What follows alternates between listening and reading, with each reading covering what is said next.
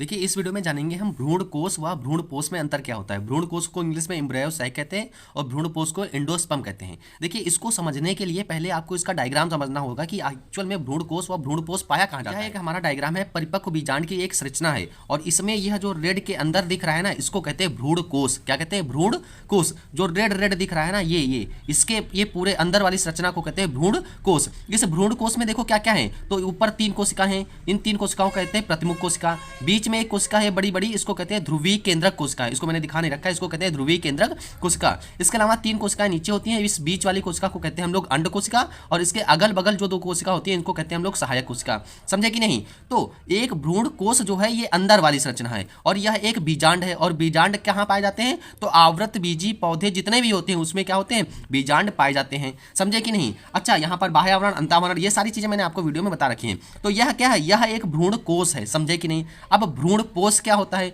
तो यह जो आप देख रहे हैं ना अंदर, जिसमें 2 कोशिका केंद्रक हैं। देखिए यहाँ पर कोशिका कितनी है? 7। 1 2 3 4 5 6 7। तो एक भ्रूण कोष में 7 कोशिकाएं होती हैं, लेकिन केंद्रक कितने होते हैं? 8। वही 1 2 3 4 5 6 7 8 केंद्रक 8 होते हैं, क्योंकि इस 20 वाली ध्रुवीय केंद्रक कोशिका में यहाँ पर 2 केंद्रक पाए जाते हैं। तो यह क्वेश्चन भी इंपॉर्टेंट होता है कि एक भ्रूण कोष की संरचना में 7 कोशिका होती हैं और 8 केंद्रक होते हैं। बहुत इंपॉर्टेंट है, इसको याद कर लीजिएगा। तो यह क्या है? भ्रूण कोष है। अब भ्रूण कोष का निर्माण कब होता है? तो जब यहाँ पर पराग नलिका आती है, तो पराग नलिका में 2 नर युग्मक आते हैं साथ में। एक अंड कोशिका से मिलता है और दूसरा नर युग्मक ध्रुवीय केंद्रक के साथ मिलता है। और जब यह ध्रुवीय केंद्रक के साथ में मिलता है तो किसका निर्माण करता है? भ्रूण पोष का निर्माण करता है। भ्रूण पोष यानी कि भ्रूण को जो पोषण प्रदान करता है। तो जब यह भ्रूण विकसित हो रहा होता है तो भ्रूण पोष को पोषण कहां से मिलता है? तो इसी ध्रुवीय केंद्रक कोशिका से मिलता है। समझ गए कि नहीं? अगर इसको समझ गए तो अब आप समझ जाएंगे। पहला पॉइंट क्या लिखा है कि यह सभी आवृत बीजी पौधों के बीजांड में होता है। तो अभी बताया कि भ्रूण कोष जो है वो सभी आवृत बीजी पौधों के बीजांड में होता है। अभी जो बताया ना, बीजांड की परिपक्व संरचना, ठीक है। तो दूसरा पॉइंट लिखा है कि प्रत्येक भ्रूण कोष में 7 कोशिकी व 8 केंद्रक होते हैं। तो 7 कोशिका होती हैं, 8 केंद्रक होते हैं, यह भी आपको समझा दिया।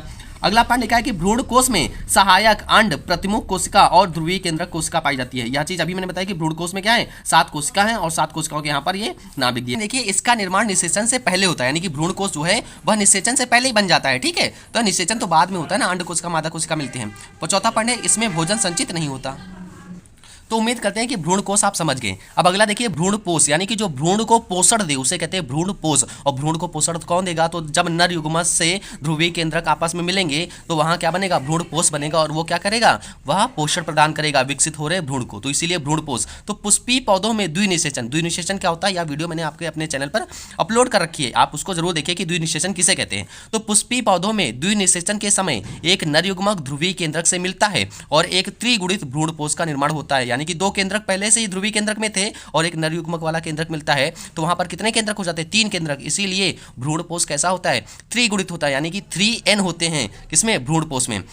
आगे पॉइंट लिखा है कि भ्रूण पोष विकासशील भ्रूण को पोषण देने का काम करता है। तो भ्रूण पोष का मेन काम क्या है? विकसित हो रहे भ्रूण को पोषण प्रदान करने का काम भ्रूण पोष का होता है। इसका निर्माण निषेचन के बाद होता है। तो अभी बताया कि जब निषेचन होगा तभी इसका निर्माण होगा भ्रूण पोष का। अगला पॉइंट लिखा है, इसमें भोजन संचित होता है। समझे कि नहीं? तो भ्रूण कोष व भ्रूण पोष में अंतर आप समझ गए।